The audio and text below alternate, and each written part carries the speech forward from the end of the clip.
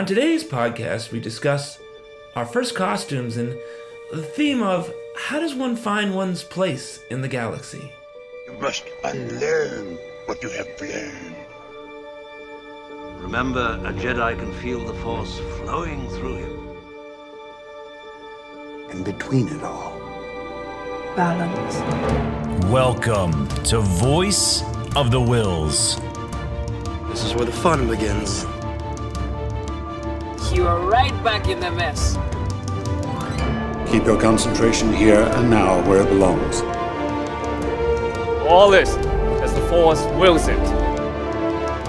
Just when you think you understand the Force, you find out how little you actually know. I may fail, you may fail, but there is no try. We would be honored if you would join us.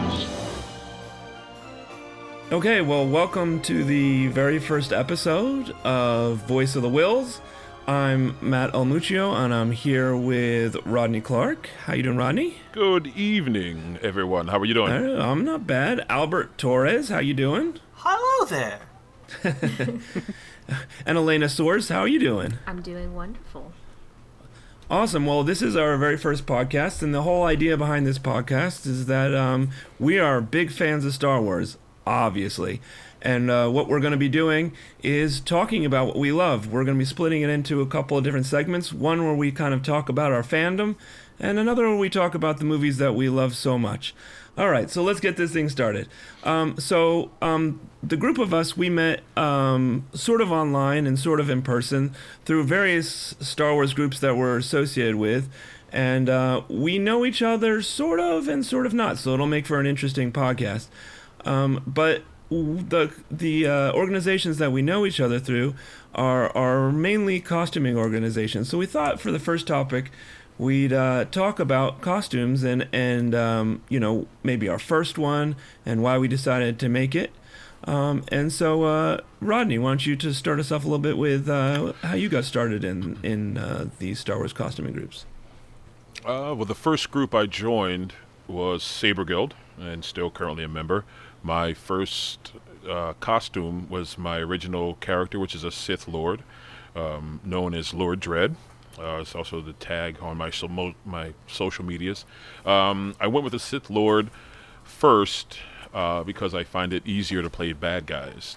They seem to have more freedom, simpler costumes designs, pretty much black with just a little bit of red here and there.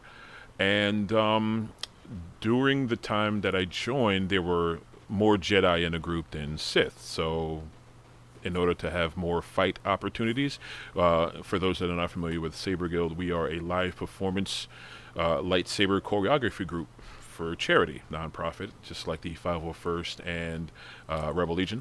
And we were preparing for shows and such, and in order to have more fight partners, I chose to be a bad guy first, so I can pretty much fight almost anybody I wanted to. And like they say, bad guys are more interesting than good guys for most people, and I'm one of them. Nice. Yeah. Albert, how about you? What did you get started with? Okay, so basically, the way I got started into this group was I met the 501st at a convention, and I was amazed by how the costumes looked and everything like that. I, asked for information how I can join and everything like that and blah. One of the members was actually a clone trooper who came up to me and recommended that I should do a clone. Now, I thought the idea was amazing because I do love clones, and I am a fan of clone troopers in general. The prequel trilogies, in my opinion, are the best. But that's my opinion. Prequel defenders. Hey, but no. So basically, I went along with that, and I knew right off the get-go that I was going to do a clone. But there was a little bit of going back and forth as to what clone I wanted to do. So I chose to be an animated Phase 1 clone, and in the animated show, the Clone Wars, there's multiple types of clones that have unique designs on them. Ultimately, I went ahead and chose Captain Keeley. He only shows up for one episode, but in my honest opinion, I think that his clone design is one of the best out there. So I went ahead and did Captain Keeley. Now, my reasonings for joining the 501st is, well, for starters, the charity. I honestly feel like that's a amazing thing to do, to take something that you love and turn that into a positive, in a sense, for kids and stuff like that.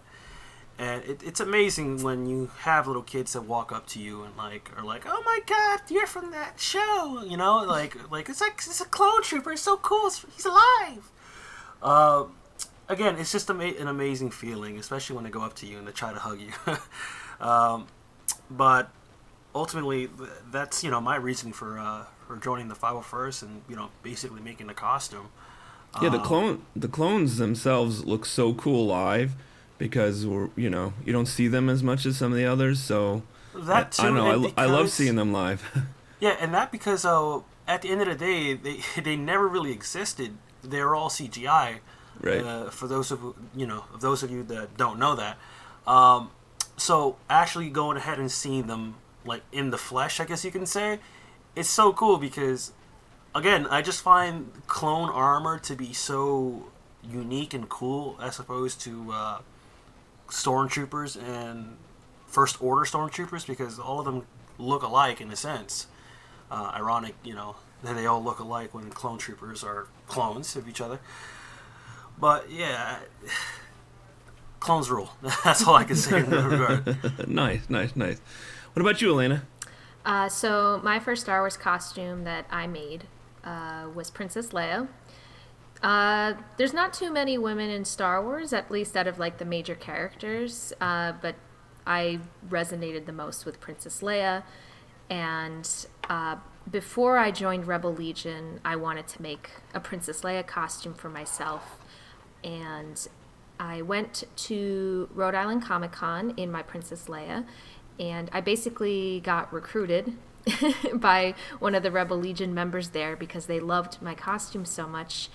And I met some future Deveron members at New Jersey Comic Expo, and they said the same thing, and that's when I decided. I was like, yes, this is for me. I want to join the Rebel Legion. And then 2 weeks later, I got approved. And I think the costume for me at the time was just kind of another costume I wanted to make. I did love Princess Leia very much at that point, and I was very happy to be able to dress up as her. But I think the costume means more to me now than it did before, because when I go to events dressed up as Princess Leia and little kids come up to me screaming, "Princess Leia," I feel so honored that I get to carry on Carrie Fisher's legacy as Princess Leia. And just even when adults come up to me saying, "You really look like her," a little part of me is like, "Aw." So yeah, that was my first costume, and from there I made Padme, and I'm working on some other ones now, so she's still my favorite. My number one. Yeah, you're right. It's really cool when you're at an event and somebody, there's so many people that really identify with that character, and it's it's definitely one of those things when you're part of these groups and somebody you make somebody just feel awesome and connect exactly. in some way. Yeah, that's definitely a big part of what we do. I will push back a little bit on what you just said, which is I just got my daughter Amy Radcliffe's book Women of the Galaxy. Ooh, have you seen it yet? Yes, it's awesome. It's hundreds of pages of women in the galaxy, and it has some obscure characters and some newer characters, which is cool to see. But my daughter loves it. I'm very excited to get that book. Yeah, it looks beautiful. Just the artwork that's in it looks amazing. It is. I think they're actually making a version of it that's just postcards of the artwork that's in it. Yes, so, I saw that. Pre-ordered on Amazon. Already on it. But yeah, with my costume, like I said, it's over time that the costume kind of became something more to me than originally. Because for me, I'm also a cosplayer, so at the time when I started the project, I was like, this is going to be an easy project for me.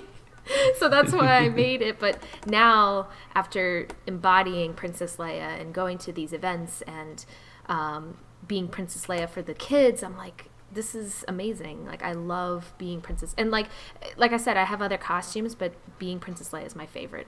It's just, that's the one that people recognize the most and I think look up to the most. Just out of curiosity, because it happens to me. By any chance, does anyone like confuse you for another character? I know you just said that people, recognize, who you are right off the bat.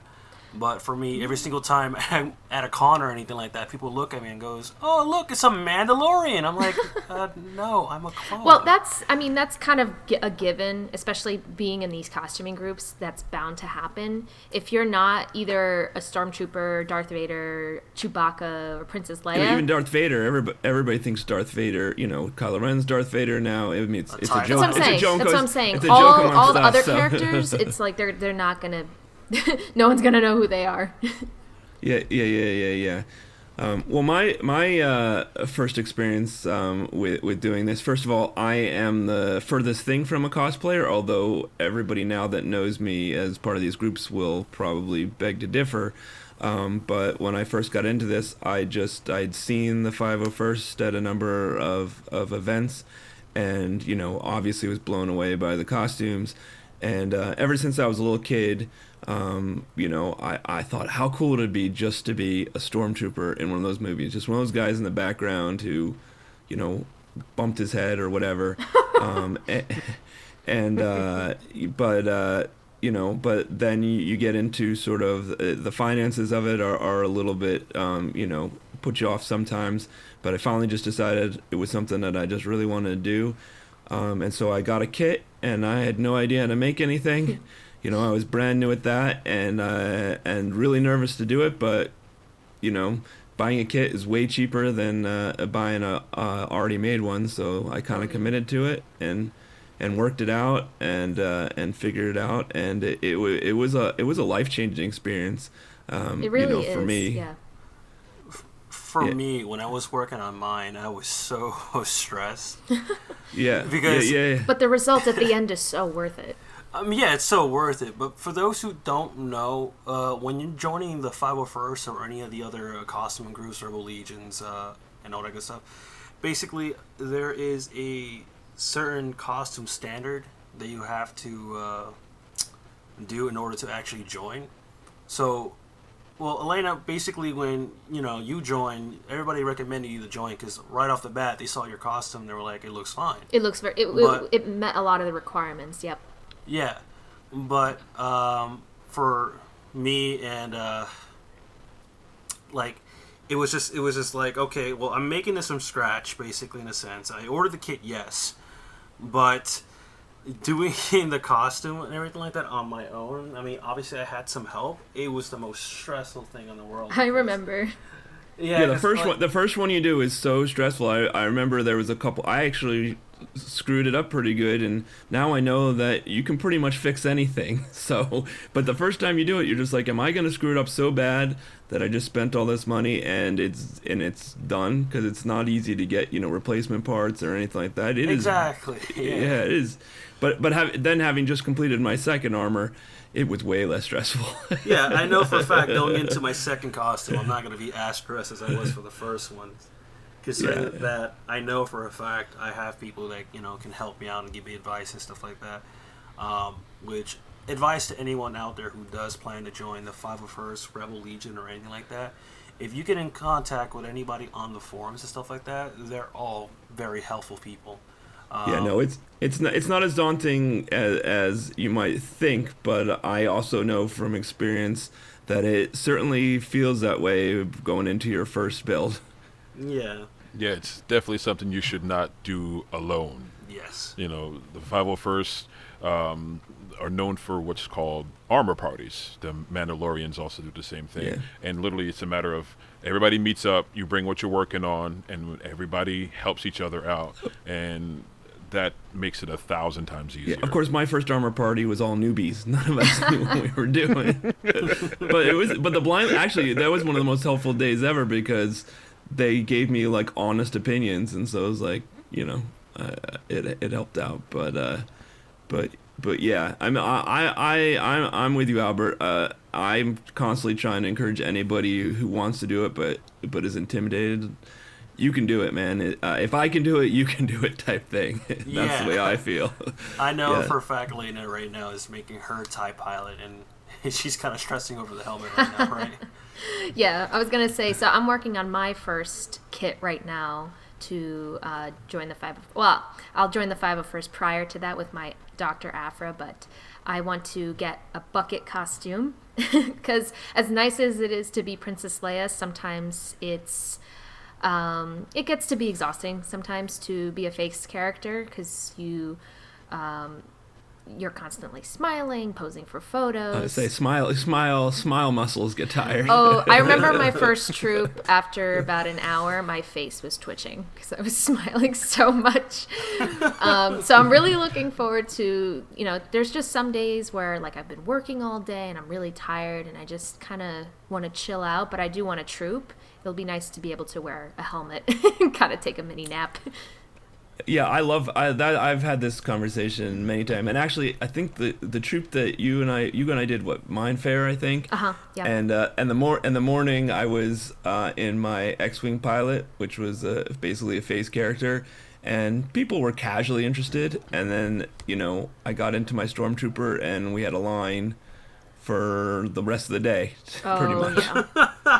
That was that was a lot because it was just a couple of us. It was me. Yeah. You and like 2 other people at that event. Yeah, it was my parents. Yeah. that was a funny day, but it was a good day. It was definitely we did. A good I think day. we did pretty good. We raised some money. Yeah. We did what we had to do. Yeah. So the next thing I want to kind of get into is talking about why we're into these groups, which is the movies themselves. And George Lucas provided us with, such a rich place that we all love to play in. That's our inspiration for all these costumes, and now it's going to be inspirations for generations to come. And the movies. A part of what we're going to be discussing is just themes in the movies that will start to get at the heart of why we really love them.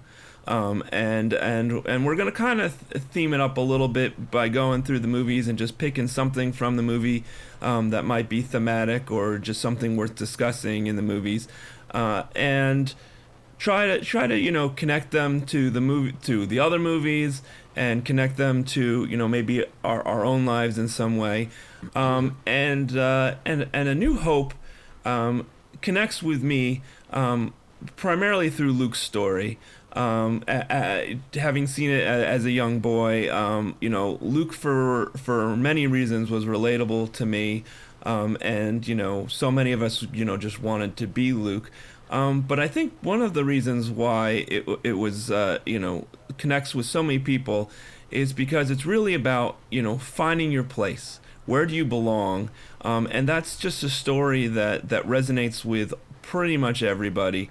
And is something that we're all trying to do. Even as I get older, I realize that that's just part of what you're doing.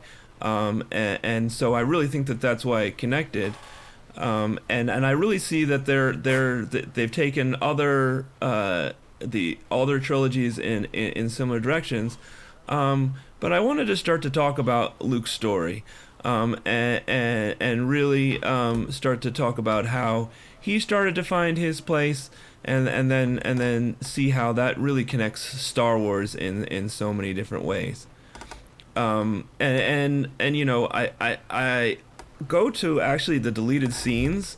Have you seen the deleted scenes at the beginning that would have been at the beginning of A New Hope? Yes. No, I've actually never seen it myself.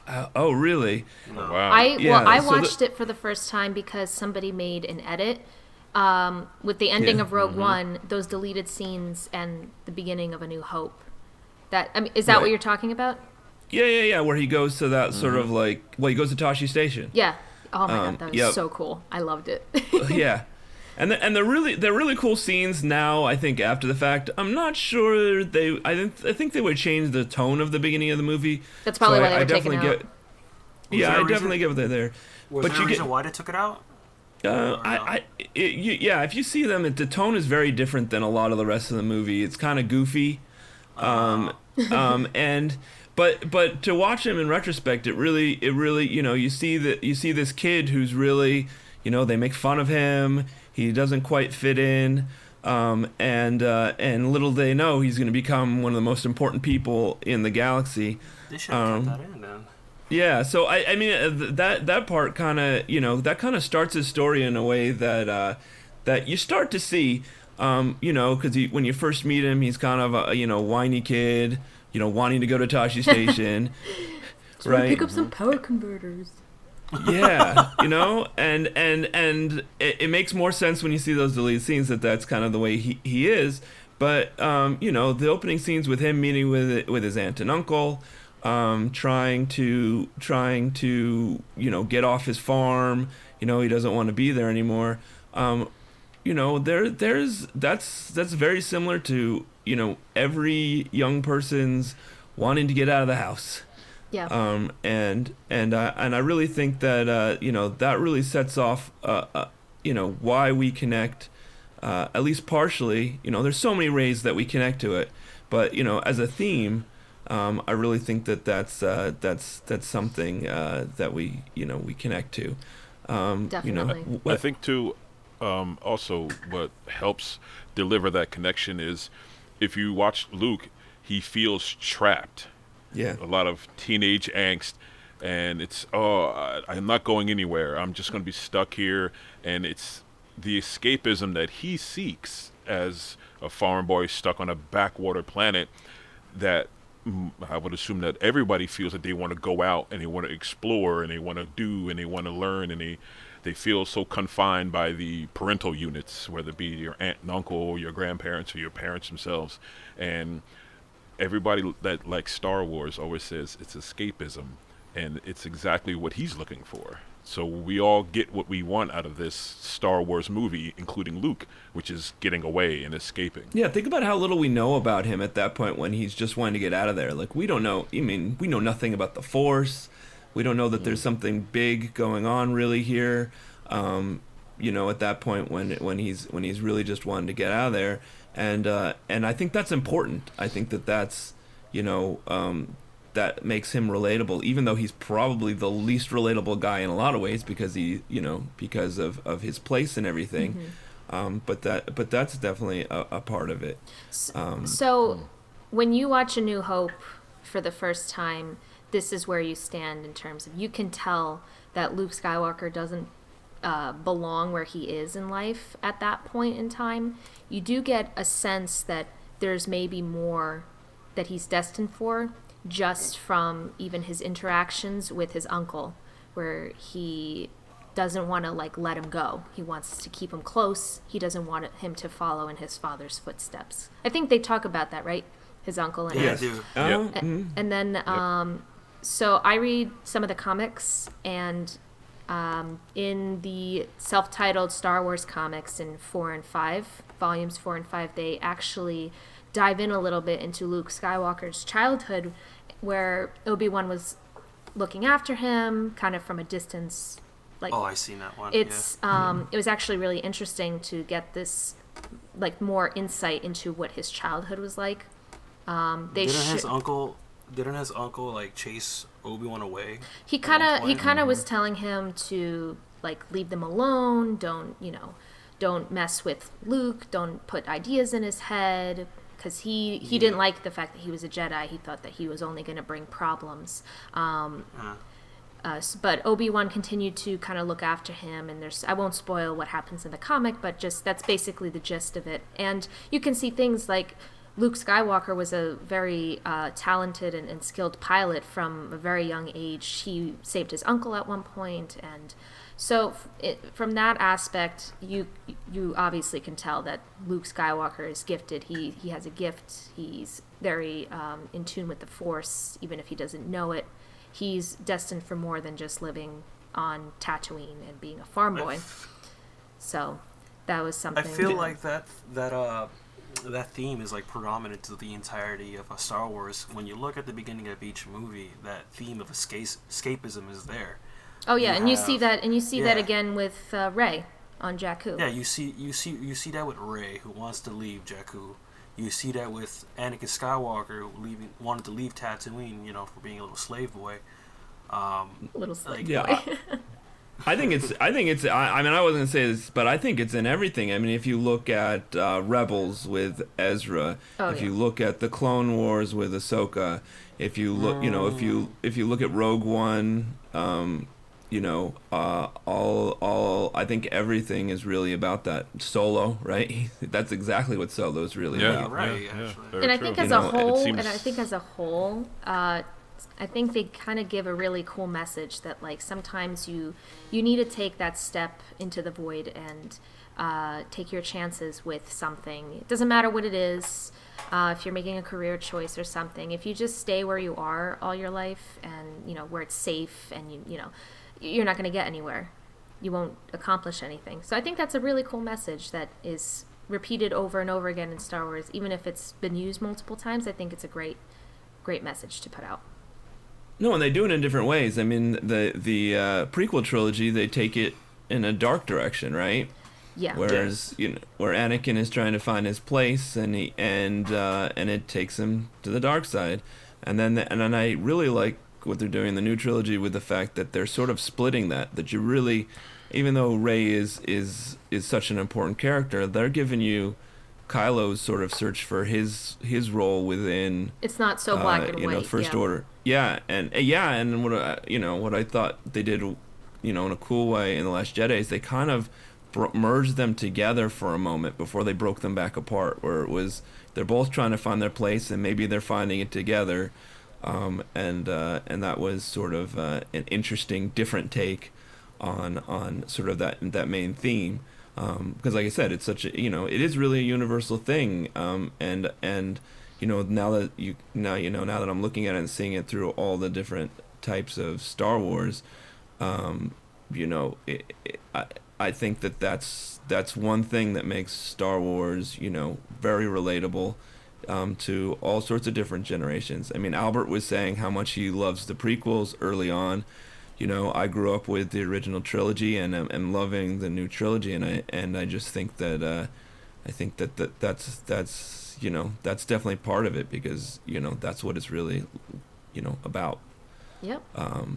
Yeah. What do you think about the new direction that the new ones are going?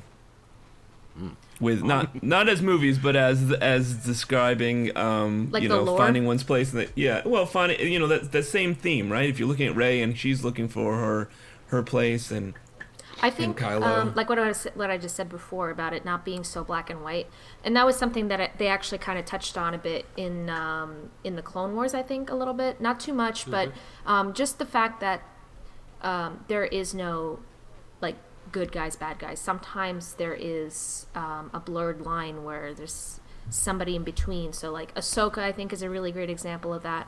She never fully became a Jedi, and she doesn't follow the Jedi code so much later on in like Rebels and in her novel, but she's kind of following her own morals, and like she's got her own morals, she's got her own path, and I think that's a theme that you see in the new movies, which I really enjoy, because Rey, although they're like, oh, she's a Jedi, I mean there's no Jedi Order anymore, so I think that she's kind of going on her own path as well, the way Ahsoka was. She's kind of doing it her way, and not necessarily, so like when she's training with Luke, she's not totally like following in line with everything he says. But I think even Luke kind of became a gray Jedi himself.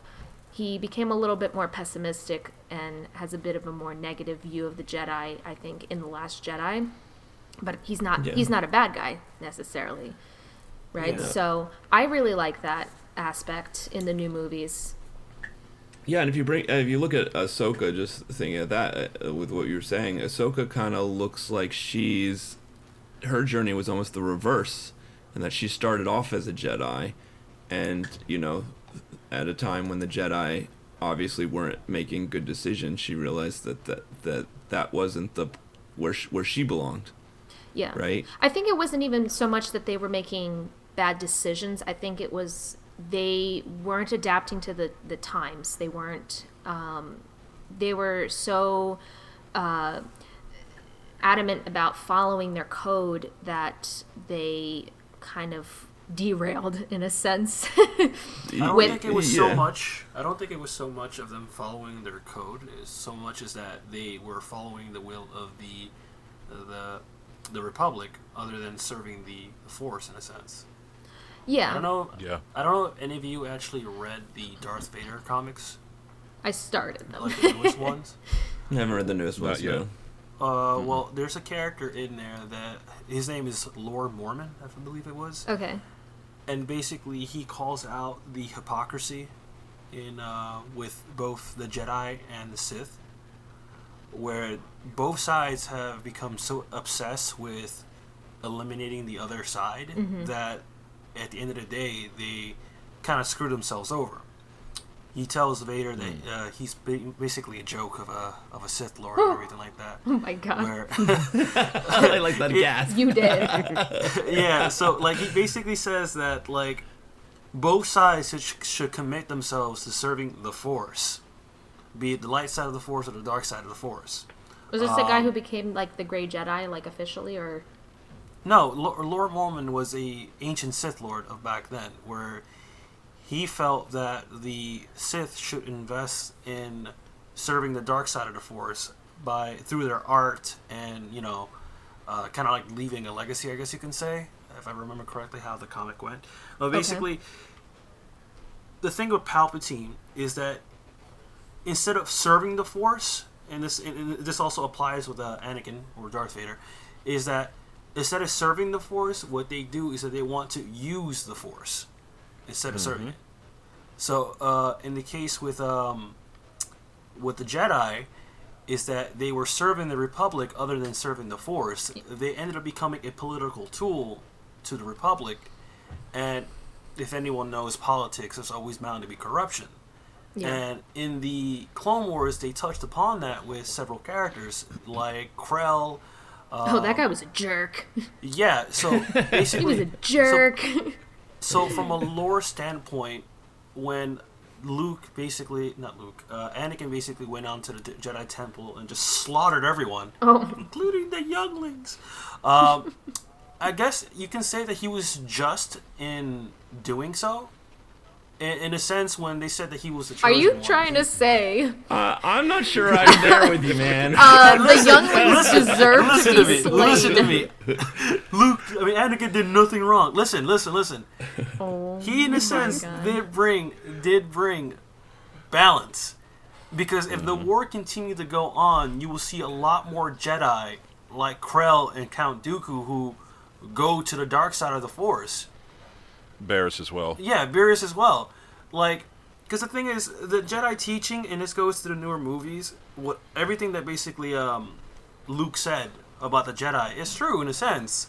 They let Palpatine rise to power, you know, because they were so focused on serving the Republic and everything like that unwillingly they, you know, didn't realize that, oh god, this guy is a Sith Lord, like, you gotta be careful with him, you know. Only until the very end, and then because they neglected to kind of see the darkness in and Anakin also, they really kind of screwed themselves over. Yeah, I see where you're going with this. I'm not sure I get to justified killing of younglings with it. But I mean, not justify the killing of younglings, more or less, but like, that's the thing. I mean, like, you have a character like Luke Skywalker and Rey, who are basically old enough, I guess you can say, at a point where, like, because mind you, the younglings were raised since babies to follow the Jedi code, whereas. Well, not babies, but like they were probably there for a couple of years or so. No. If you watch the Clone Wars, toddlers. you actually see they're toddlers or babies, more or less. Some of them are babies, but like Ahsoka, when she was first taken, she was like a toddler. True. Yes. Same thing with Ventress. She was like a bit of a toddler when she was taken in. But they're taken at a young age and raised in the temple. Yes. Yeah. But in the case with Luke and Rey, I mean, they were like what, almost close to 18. And Anakin too. Anakin was 6 years old. No, he was 10 at least. Was he? Yeah, he's 10? like 9 or 10. Yeah. He's my about 9 or mistake 10. on that front. And he's technically too old, according to their Yeah, standard, they were too old, and that reasoning is because he already formed bonds with his mother. Obviously, it's his mother. Mommy. Yeah. And I think, too, at that age, you start, as a person, to develop a worldview, be it limited to your experience. And to touch on your point, there is a very dogmatic, this is how you need to be in the tradition of the Jedi teachings, that prevented them from seeing outside of their own selves. And that's what I got from Luke saying, you know, they were so dogmatic, they were so blinded, they couldn't even see the guy next to him that was plotting their own demise. Yeah. Exactly. They started to become a lot self-centered, I guess you can say.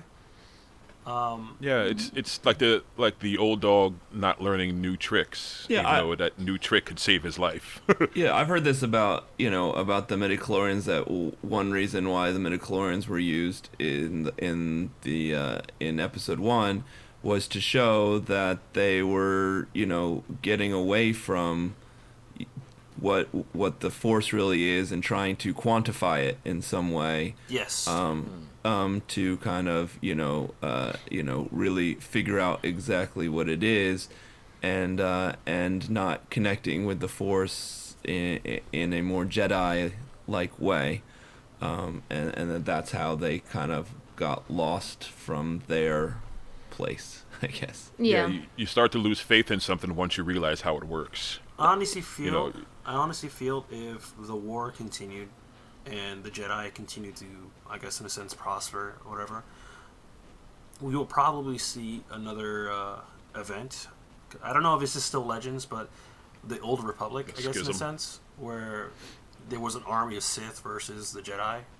Like, I feel like enough Jedi would have turned to the dark side of the Force and were like, yeah, screw this, we're going to do this. Because I honestly feel that, and it goes along with Ahsoka and Anakin. I mean, their character dynamic is like very unique, where you can kind of see that, their bonds, drive them and such. But because of the Jedi Code telling them that you're not supposed to do any of that, and it becomes like a little bit of confliction under feelings, I guess you can say. I think with Ahsoka and Anakin, what was interesting about their relationship as the master and the Padawan was they both kind of broke the rules. They both kind of just did their own thing. Not always, but like they like to kind of rebel a little bit, and that was a theme that was very common in a lot of the episodes in Clone Wars.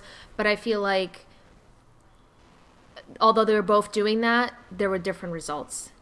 Anakin ended up going dark side, and then Ahsoka, I think, kind of came out on the other side of that, on a more positive end, if that makes sense. I mean, a little. Another thing also that I just want to bring up, even though we're on the topic of like their bonds and stuff like that, you got to give props to ObiWan, because I feel like he's by far the greatest Jedi who has ever lived. Yeah. He literally seen the person he loves die in front of him by Darth Maul in his arms. Thank you. Horrible. I cried so much. So he saw his loved one die. All right. He saw his master die. Okay. He actually at one point considered leaving the Jedi Order to be with Satine. Satine. Her name eluded me for a second. He's basically seen some, some He's been tempted. He's been tempted multiple times, yet not once did he fall to the dark side or even humor the idea of the dark side of the Force. I'm gonna put a pin in that one, because this might be an interesting topic, because I'm not disagreeing, because I love Obi-Wan, but I definitely could come up with counterpoints for that. But I think that's a whole other conversation about, I could go on for a long time. What makes a good Jedi, what doesn't make a good Jedi, all those things. One thing I will say about the podcast today, as we're starting to get towards the end of it, is I think it's good that we start with a opening topic, and it takes us where we want it to take us, and you know, that's what's great about Star Wars. There's just so much richness in the galaxy that you know, that we started with a fairly simple idea of talking about Luke finding his place, and it just spawned us off into all sorts of other different things. One little disclaimer that I want to say, you know, if anybody is listening to this, is that we are not going to pretend to be the first and foremost experts on Star Wars.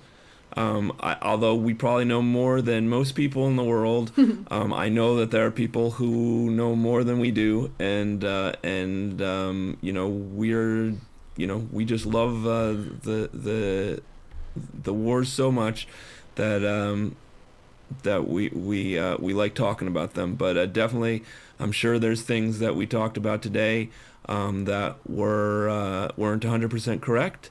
But you know, we are really just using Star Wars to talk about you know, what we love, and talk about these different themes and connect them in all sorts of different ways. You know, and going with you know, sort of how I started this conversation, one of the other things that makes Star Wars so awesome is that it's so rich. You start, you know, putting your own stories into it, and as a young boy, having all the action figures and such, that I probably spent way more hours doing that than actually watching the movies, and you know, that was part of how I found my way as a young boy, was you know, acting out these things and with my action figures, and working my way through you know, growing up, and so that's sort of, you know, that's sort of my you know, my feeling on this here. Everyone has their own, like, Star Wars story. Yeah. In some way. I played Lego Star Wars growing up. Yeah. I wish Legos Star Wars existed when I was a kid. I wish I grew up with Star Wars, because we had talked about it at one point, but I didn't watch Star Wars until I was in high school. I just sat down one day and was like, I've never watched these movies. Let me give them a gander, and I fell in love instantly. But I wish I had grown up with Star Wars, like a lot of people. But I'm still very happy I was able to get into it when I did. But for me, that's so cool to be able to talk to you, because it's such a different experience. But to see somebody, like, you know, I don't remember not knowing about it, and so it's always been a thing for me. But to see somebody who came to it and said, "Oh, this is cool," as they were older, it's pretty cool for me to hear about. And for me too, like, I wasn't into as much, like, I guess, nerdy stuff as I am now. The one thing I was really into was Lord of the Rings as a kid. And I still have yet to watch the whole series. I highly recommend it, but that's what I grew up on. And then one day I was just like, let me, what's this Star Wars thing? Let me watch this. And I was like, yes, another really cool franchise to obsess over. Yes. For sure. All right. Well, we're just about out of our time for this episode. But I want to thank all of you guys for participating in this first one, and hopefully it's the first of many. You know, and for anybody listening, we will start to work out any kinks that we may have had. But as you can tell, we're definitely passionate Star Wars fans who just love to talk about the Star Wars universe. And we'll go on for a very long time. Yes, yeah, that's true. So, thanks everybody for listening. Thank you.